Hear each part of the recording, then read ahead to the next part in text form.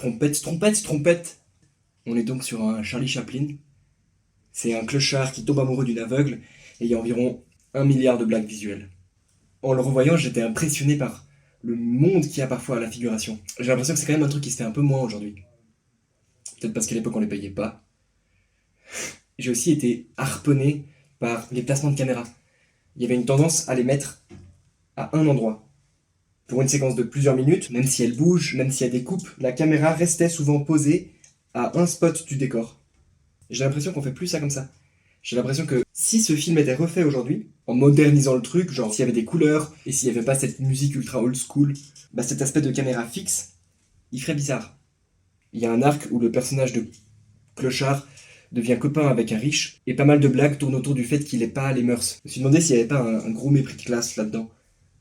On sent aussi que certains éléments de l'histoire, tout à coup il fait de la boxe, sont un peu une excuse pour pouvoir faire des sketchs dans tel décor. Et que les sketchs sont inventés autour de ces blagues visuelles qu'il fait.